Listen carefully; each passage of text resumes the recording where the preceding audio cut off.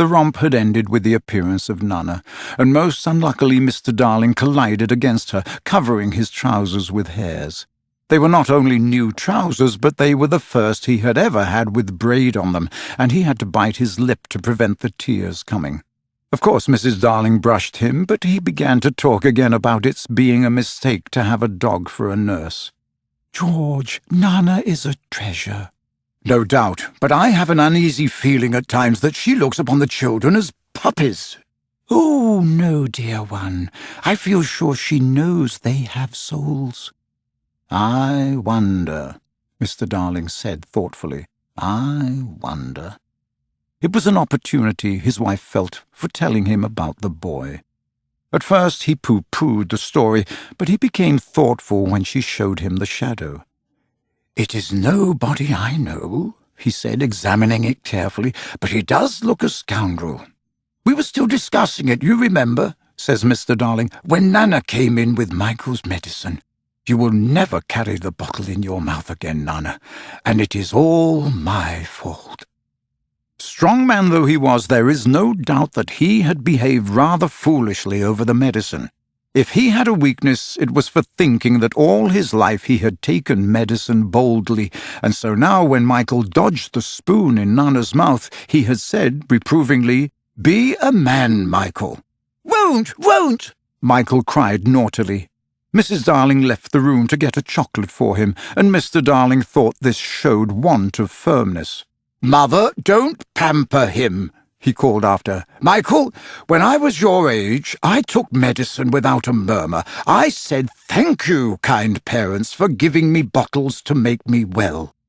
He really thought this was true, and Wendy, who was now in her nightgown, believed it also, and she said, to encourage Michael, "That medicine you sometimes take, Father, is much nastier, isn't it?"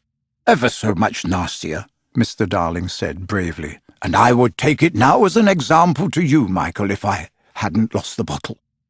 He had not exactly lost it. He had climbed in the dead of night to the top of the wardrobe and hidden it there.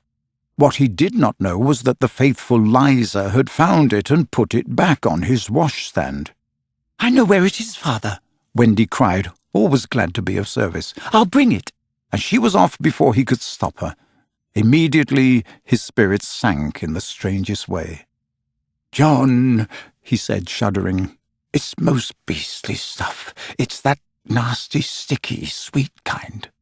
"It will soon be over, Father," John said cheerily, and then in rushed Wendy with the medicine in a glass. "I have been as quick as I could," she panted. "You have been wonderfully quick," the father retorted with a vindictive politeness that was quite thrown away upon her. "Michael first," he said doggedly. "Father first," said Michael, who was of a suspicious nature. "I shall be sick, you know," Mr. Darling said threateningly. "Come on, Father," said John. "Hold your tongue, John," his father rapped out. Wendy was quite puzzled. "I thought you took it quite easily, Father." "That is not the point," he retorted. "The point is that there is more in my glass than in Michael's spoon." His proud heart was nearly bursting. "And it isn't fair. I would say it though it were my last breath. It isn't fair."